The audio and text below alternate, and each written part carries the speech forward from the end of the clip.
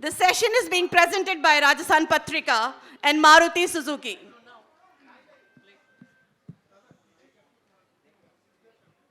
कैलाश जी, आपको शायद याद नहीं होगा या होगा कि 2004 या 5 में हमारी पहले मुलाकात हुई।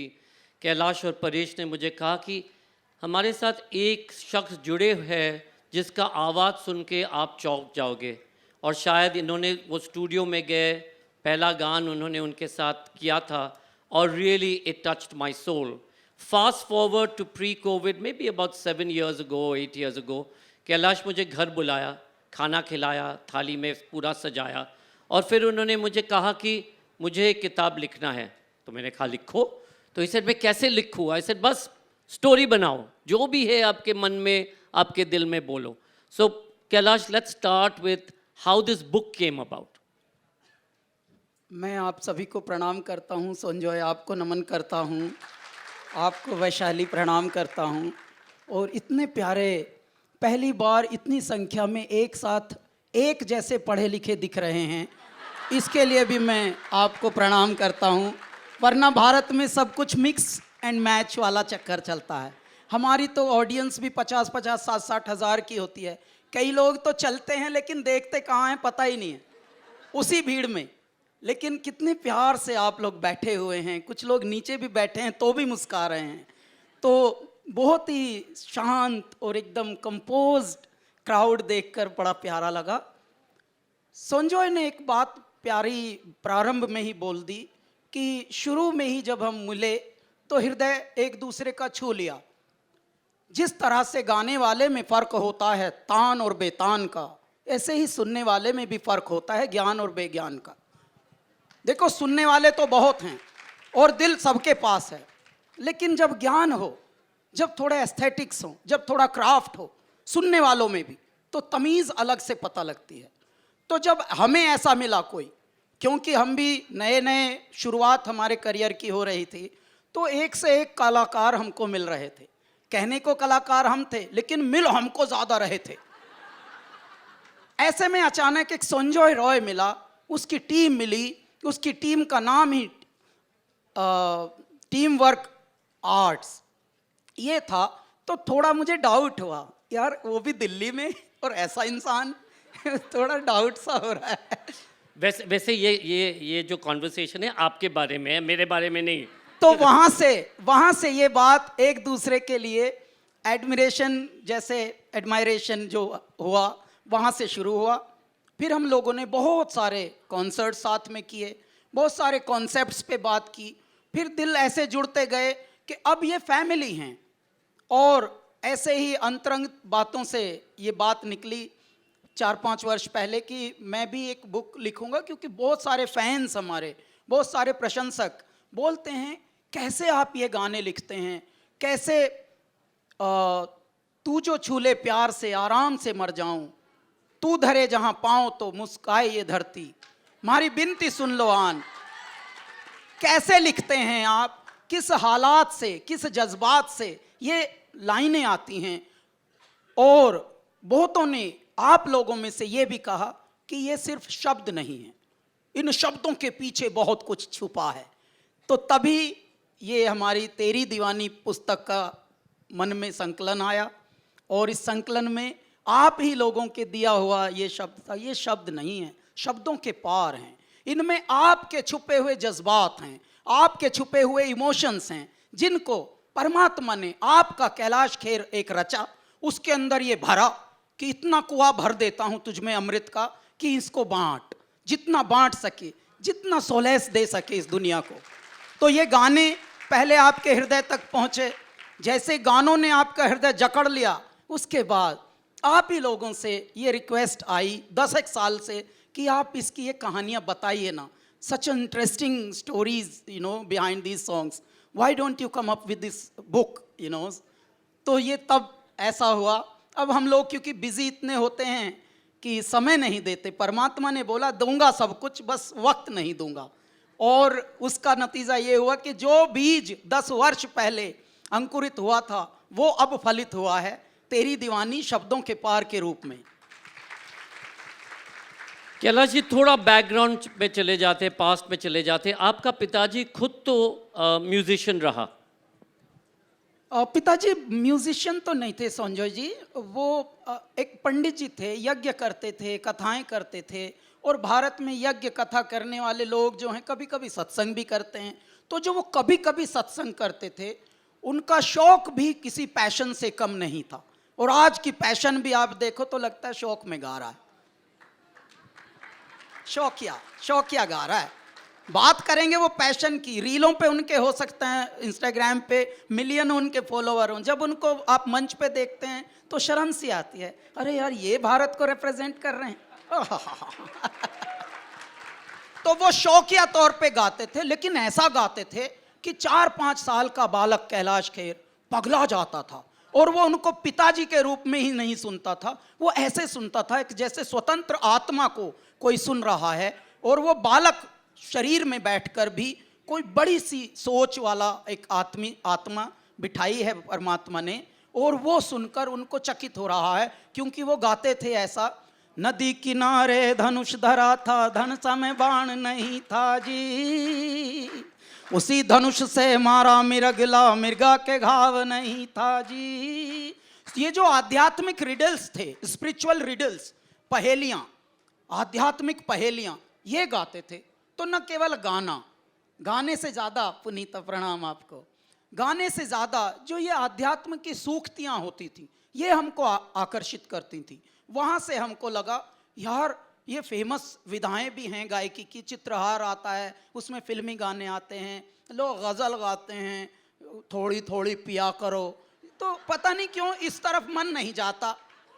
एक बालक है जो बड़ा हो रहा है, वो बड़ों को देख रहा है, बड़ों को बड़ों जैसी हरकतें भी देख रहा है, लेकिन उनके अंदर छुपी हुई वो घटियापंती भी देख रहा है। वो बालक अचानक एक ये बात ऑब्जर्व कर रहा है, ये कौन सी बात है जो ऐसी अवस्था को भी आकर्षित करती है।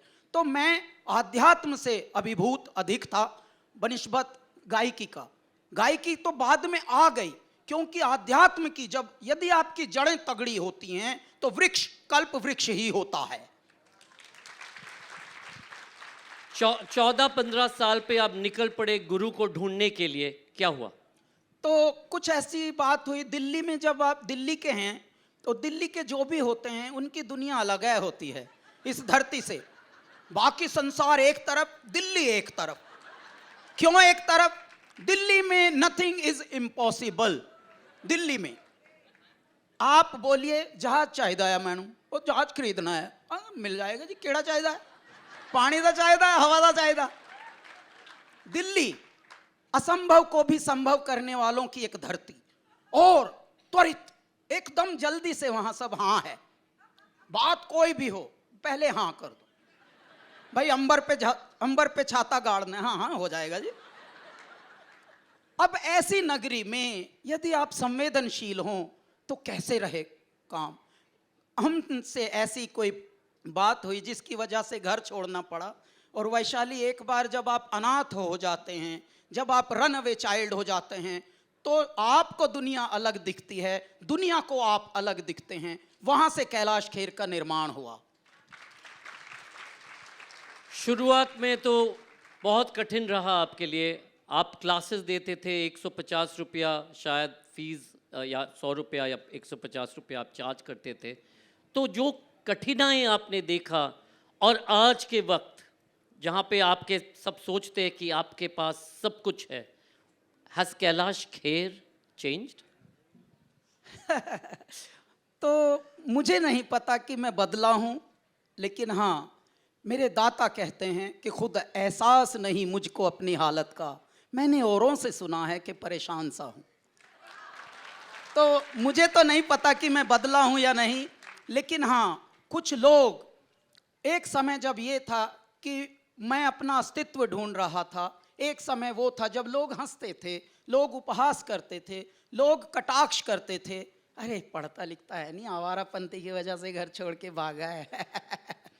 जब आपको इतनी हिकारत से देखा जाता है, इतने रिजेक्शंस आपको मिलते हैं, और आप कामयाबी की डगर में तब बढ़ना चाहते हैं जब एक तरफ साइंस, एक तरफ मैथ्स तोड़ रहे हैं आप जैसे लोग। हम आटे में हैं, हम कला में हैं और हम बता भी नहीं रहे, छुप के। जिस प्रकार से आप इश्क करते हैं और छुप के करते हैं और कहते हैं दुनिया वाले कि इश्क तो इबादत है, फिर भी कैसे छुप के करते हैं। इसी प्रकार से कलाकार अपनी कला तब तक छुपाता है जब तक वो नाम ना कमा ले, जब तक उसकी कुछ पहचान ना हो। ये आयरनी है हमारे भारत में। मेरे भारत में सिर्फ ये होता है, आप पश्चिम में जाइए, पश्चिम में ऐसा नहीं होता। वहाँ आर्ट को भी उतनी ही इज्जत मिलती है घरों में जितनी साइंस, मैथ्स और फिजिक्स, केमिस्ट्री, बाकी चीज़ों को। लेकिन दुर्भाग्य से, विडंबना से हम ऐसी स्थिति पे हैं। कोई बात नहीं, ऐसे में मैं छुपाता भी था, ये भी किसी को नहीं बताना कि मैं म्यूज़िक में हूँ और खिल्ली उड़ेगी। क्योंकि पढ़े लिखों की, अच्छे लोगों की, कामयाब लोगों की दुनिया में कलाकार की कोई तब तक वैल्यू नहीं जब तक उसका कोई मंच ना मिल जाए, जब तक उसकी कोई पहचान ना हो जाए। तो दिल्ली में I used to do many odd jobs Sanjay ji. Odd jobs में तो आपको पता है हमारी कोई डिग्री तो थी नहीं, हम तो पढ़ भी रहे थे साथ है साथ। तो पता लगा कोरस्पॉन्डेंस पढ़ भी रहे हैं और जॉब कर रहे हैं। जॉब कैसी कर रहे हैं? सबसे पहली जॉब हमें प्रिंटिंग प्रेस में मिली, लेटर प्रिंटिंग प्रेस, उसमें लेटर लगाता था मैं। तो ये जब ये प्रिंटिंग के लिए वैशाली ने हमसे बात की थी तो बड़ी याद आई हमको कि अब तो कंप्यूटर से हो रहा होगा ऑफसेट प्रिंटिंग। तब वो भी दिन याद आए। मैं अखबार में भी काम कर चुका हूँ, जनसत्ता और नवभारत में, और थोड़े दिन मैंने न जाने क्या क्या किया। आज मैं एक ऐसी बात बताता हूँ आपको, आप मेरे साइज को देखिए, कितने फुट में मुझे पैक किया है भगवान ने। उसके बाद मैं ट्रक चलाता था दिल्ली में। मैं दिल्ली में ट्रक चला चुका हूँ, और वो कैसे चला चुका हूँ आप हंसेंगे। तो हर चीज़ हम धड़ाधड़ अपनी कामयाबी की तरफ कर रहे थे। तो पहली बार ड्राइविंग लाइसेंस हमें बनवाना था, तो हम एक एजेंट, उन दिनों एजेंटे चलते थे। आज भी कोई ऐसा तो था नहीं कि पढ़ लिख के आप एग्ज़ाम दीजिए और पास कीजिए और लाइसेंस आप प्राप्त कीजिए। जो वेस्ट में है वो थोड़ा, हम भी हमारे भारत में थोड़ा अलग ढंग से प्रैक्टिस होती हैं चीज़ें। तो मुझे लाइसेंस जब प्राप्त करना था तो एजेंट ने, अच्छा ABCD हमको कुछ पता नहीं थी तब तक ज़िंदगी की। अचानक उसने पूछा कमर्शियल लेगा क्या प्राइवेट, जल्दी बता। तो मैंने नाम सोचा, कमर्शियल बड़ा लग रहा है यार। अभी मैं ये भी ना पूछूं। अच्छा, हमको स्वाभिमान में भी रहना है। कोई भी चीज़ हमको ये नहीं जाहिर होने देनी किसी को कि इनको पता नहीं, क्योंकि हम दिल्ली के हैं। तो हमने पहले से बोल के रखा था कि या I know everything, it's okay. तो उसने जैसे बोला प्राइवेट चाहिए या कमर्शियल, जल्दी बता भाई फॉर्म भर रहा हूँ।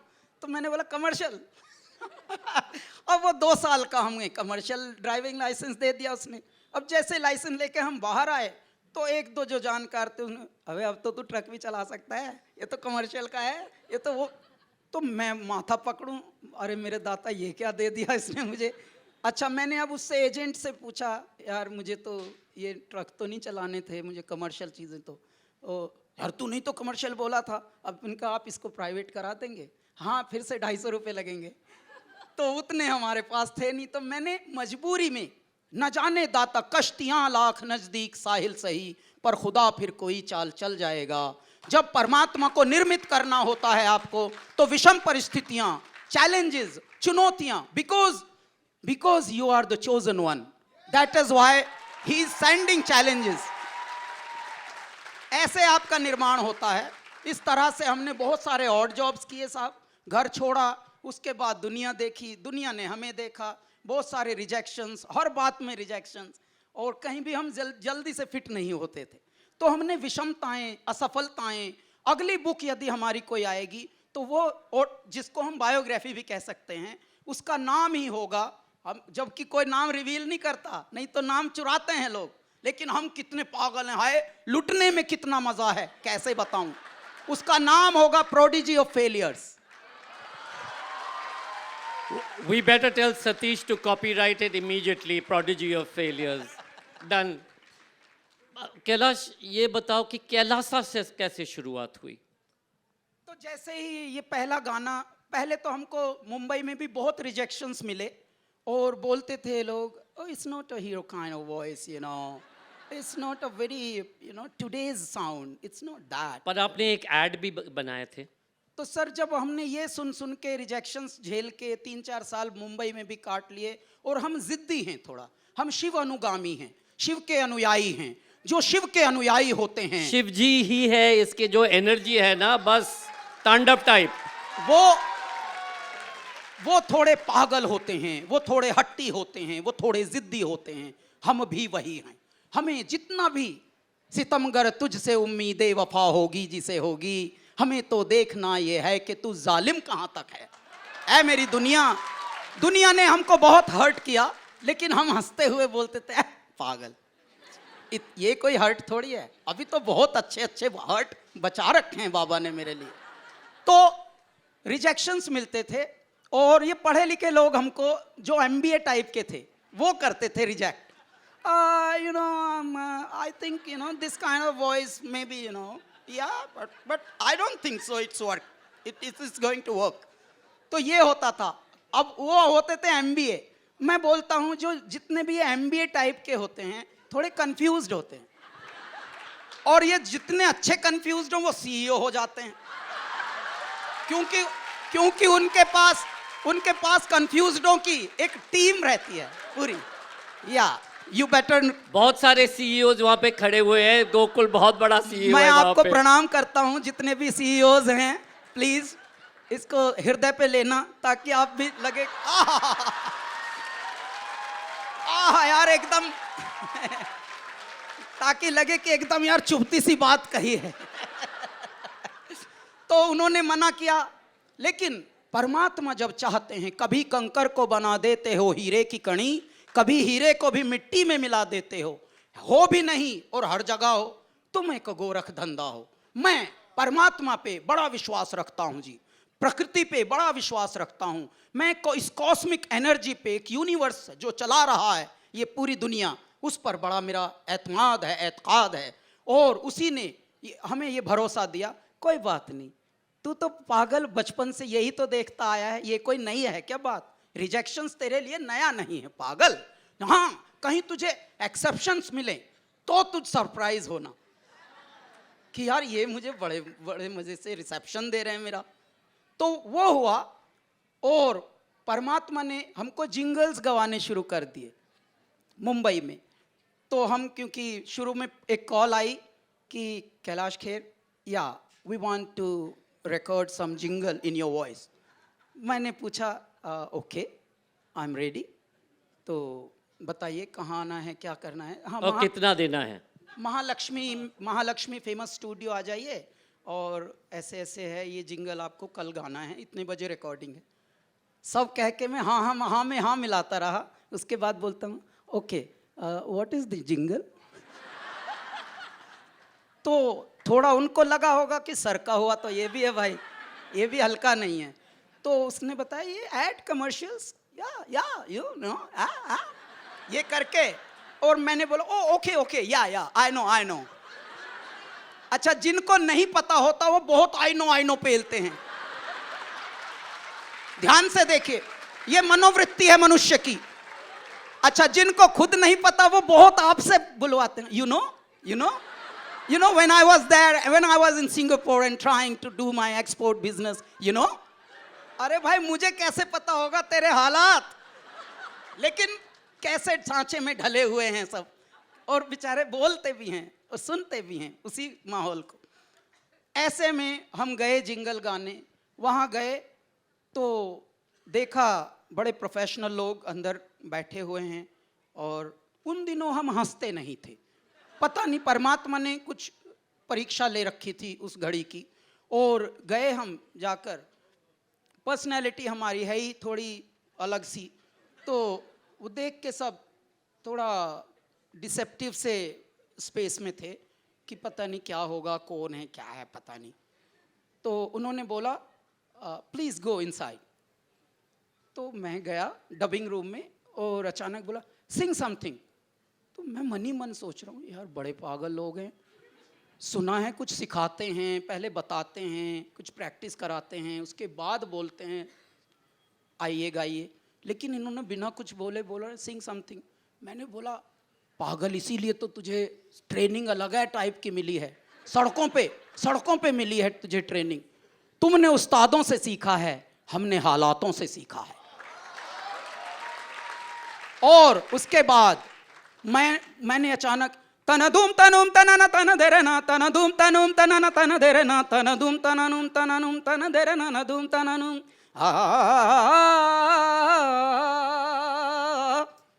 इतना किया, अंदर से आवाज कम। मैं डरा कुछ गड़बड़ हुई है, रीटेक भी नहीं बोली, इसका मतलब ज़्यादा ही कुछ गड़बड़ हुई है। मतलब करना था ए, हमने कर दिया जेड, शायद ऐसा कुछ हुआ है। तो मेरे अंदर का आत्मविश्वास हल्का सा डगमगाया। मैंने सोचा ये डबिंग रूम का दरवाज़ा खुलेगा, बाहर से बाहर ही भाग जाता हूँ। मतलब क्यों बेचारों का पोपट पोपट करना, हमारा तो है ही नहीं कुछ अभी, ना इज्जत है ना उसके बाद की कोई चीज़ है, लेकिन इनको क्यों तंग करना। लेकिन वहाँ पे 2 लोग खड़े थे दरवाजे में, अंदर लेके गए कंट्रोल रूम में। और जैसे ही हम अंदर गए तो अचानक तब लोगों का गुब्बारा फूटा भावनाओं का। Oh my God, what a man, where are you from, where were you man so far, this industry needs you very badly man, what a voice man। उस वक्त मुझे पहली बार ऐसा लगा, भगवान कहीं आप अभी भी मुझे कोड़ा तो नहीं मारोगे, क्योंकि इस बार इंग्लिश में हुई है तारीफ, देख लो भगवान। तो वहाँ से हमारी ज़िंदगी थोड़ी आगे बढ़ी। उन्होंने बोला ओ सेंड योर इनवॉइस। तो इनवॉइस हमने तो एक्सपोर्ट हम कर चुके थे, तो मैं सोचूं यार मैं तो अपने सामान का शिपमेंट का इनवॉइस बनाता था, अब ये मुझे बोल रहे हैं सेंड योर इनवॉइस। इनका मैं भी बिक रहा हूँ क्या। इतनी अकल हमको उस वक्त थी। अचानक हमने किसी अपने मित्र से पूछा, हाँ हाँ तो बिल बुक खरीद लेना बाज़ार से और अपने नाम का एक बिल बना के भेज दे। तो मैंने 5,000 का एक बिल बना के भेजा, आज तक नहीं मिला। उन्होंने हमको रीड कर लिया कि यार ये वाला तो बिना बिल के भी चलेगा। और वो था जिंगल नक्षत्र डायमंड का। और वहाँ से फिर हम लोगों के जिंगल्स बड़े हिट हुए।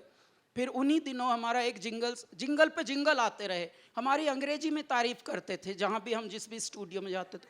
Wow man, very raw voice, very tight, you know, या वेरी लॉक्ड सिंगर।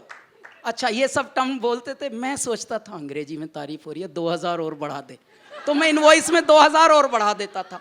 ऐसे ऐसे मेरा 6 महीने में 5000 से इनवॉइसिंग 20,000 तक पहुंची। फिर जब मैं पीजी में रहता था तो 8-9 महीने के बाद मैंने एक BHK 1 BHK रेंट पे लिया, वो 20,000 से मेरी सिक्योरिटी गई। इस तरह से हमारे जीवन की ग्रोथ हुई। और संजय जी उसी दुनिया से अचानक एक दिन कॉल आई कि we want you to record a film song. तो मैंने बोला हाँ गा लेंगे। तो फिल्म का नाम क्या है, वैसा भी होता है पार्ट 2।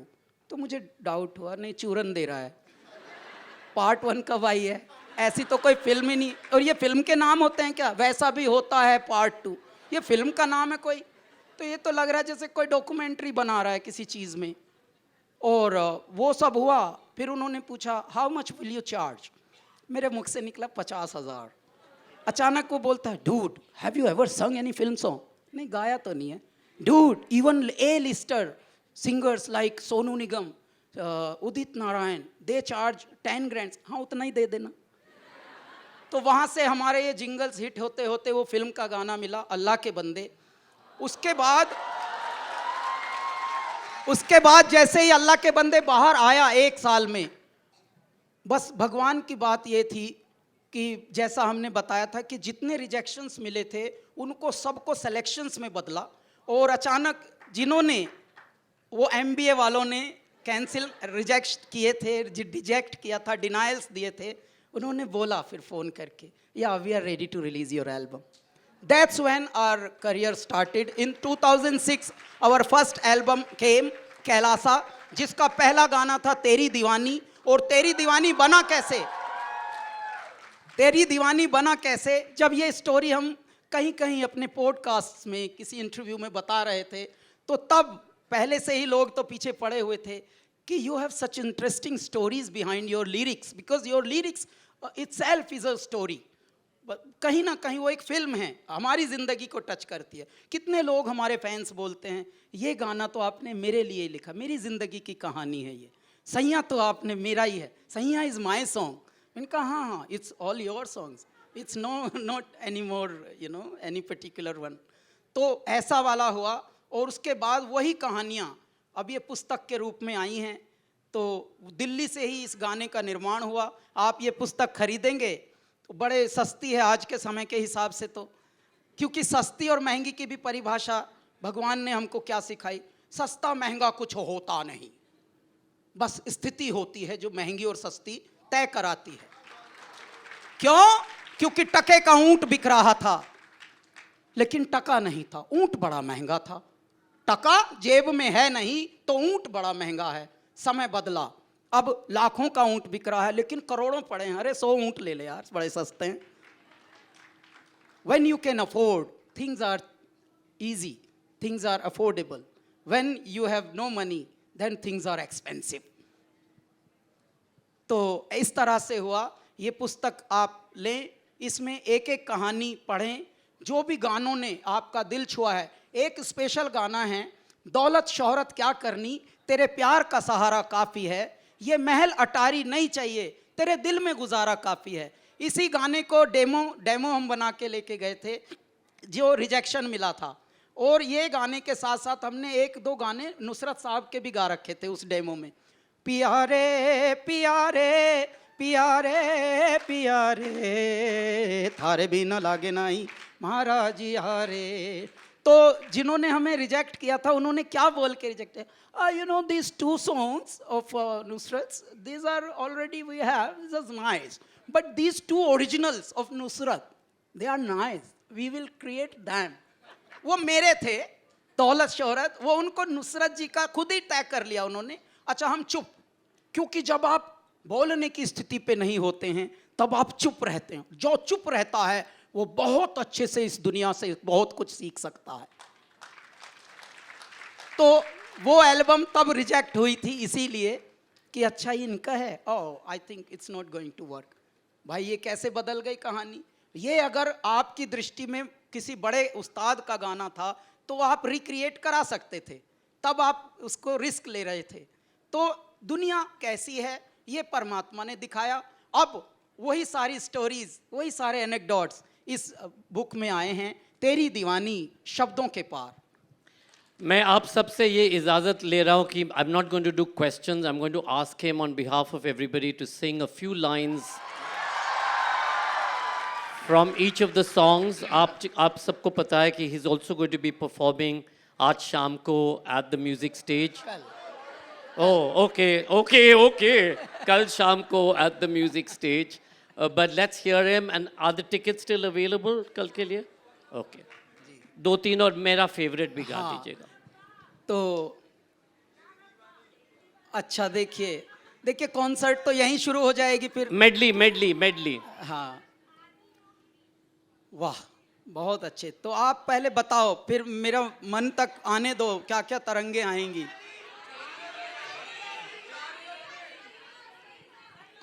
1.5 मिनट है गाइस, सो वी कैन।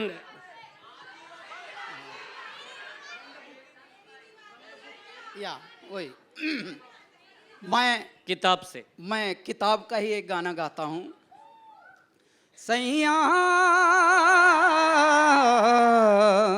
सैया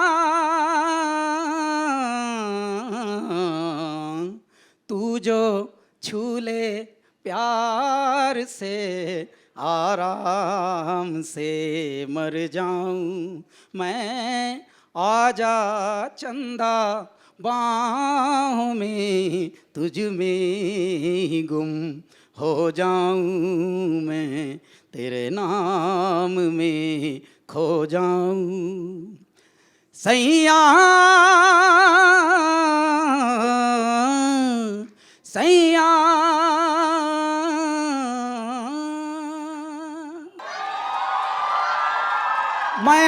मैं एक निवेदन पर उनसे आज्ञा लेकर आया हूं आपके निकट कि आप सब साथ में गाइएगा,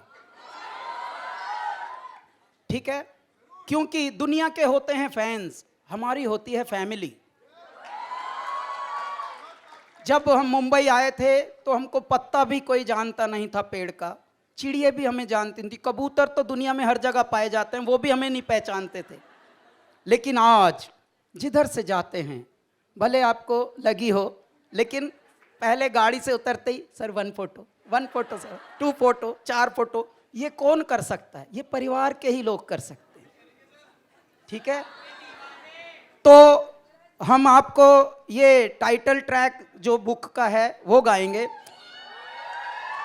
इश्क जुनू जब हद से बढ़ जाए, हंसते हंसते आशिक सूली चढ़ जाए, जब इश्क का जादू सर चढ़ कर बोले, जब इश्क का जादू सर चढ़ कर बोले, खूब लगा लो पहरे रस्ते रब खोले, यही इश्क दी मर्जी है, यही रब दी मर्जी है, तेरे बिन जीना कैसा हो, हाँ खुद गर्जी है, तूने क्या कर डाला, मर गई मैं, मिट गई मैं, हो जी, हाँ जी, हो गई मैं।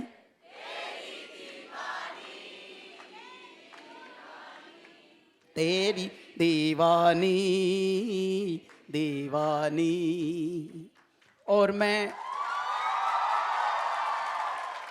और संजय रॉय हमारे बड़े भाई भी हैं, हमारे मित्र भी हैं, हमारे गाइड भी हैं, हमारे मेंटोर भी हैं। हमको उनके से बहुत कुछ सीखने को मिला है अपने जीवन में। जो एस्थेटिक्स होते हैं आर्ट के, आर्ट को प्रेजेंट कैसे करना, ये हमारा संजय हंसते हंसते बता देता है ज़िंदगी कैसे जीनी है। Music is not just about singing and dancing, it's about living life, how to walk, how to talk, how to stand, how to even talk.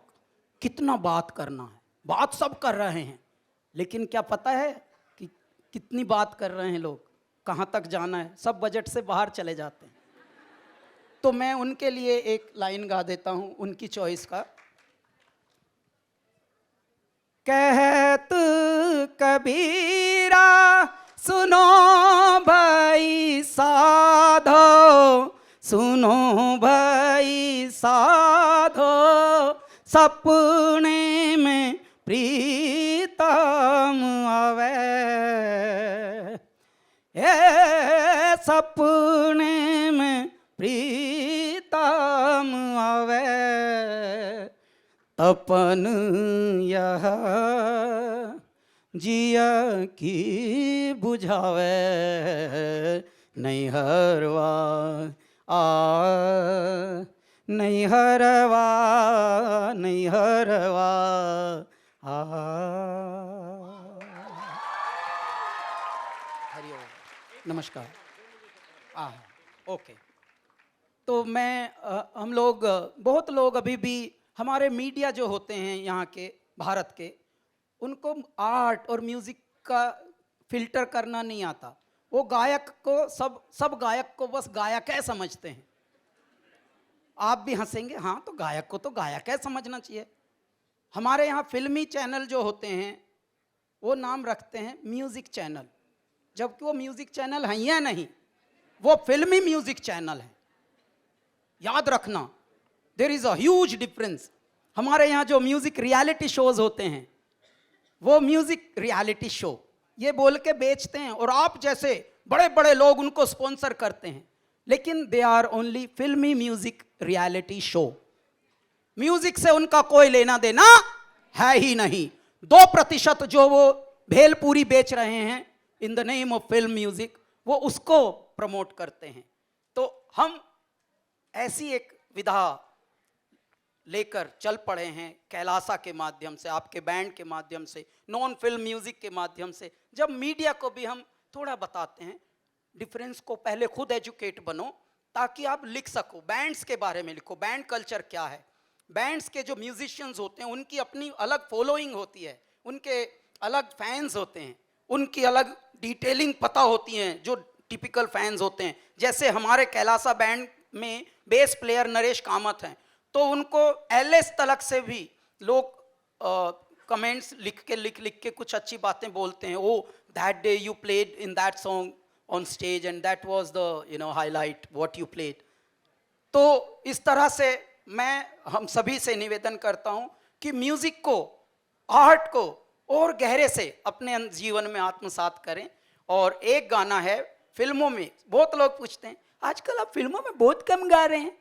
मैंने कहा हाँ, हम इसलिए शायद कम गा रहे हैं क्योंकि कम में दम होता है।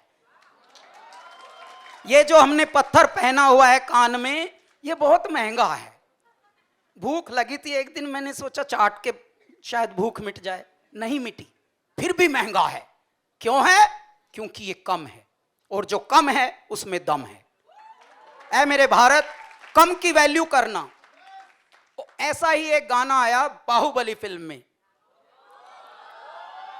साथ में गाना, क्या कभी अंबर से सूर्य बिछड़ता है, क्या कभी बिन बाती दीपक जलता है, कैसी है ये अनहोनी हर आंख हुई नम, छोड़ गया जो तू कैसे जिएंगे हम, तू ही किनारा तू ही सहारा, तू जग सारा तू ही हमारा, सूरज तू ही तारा।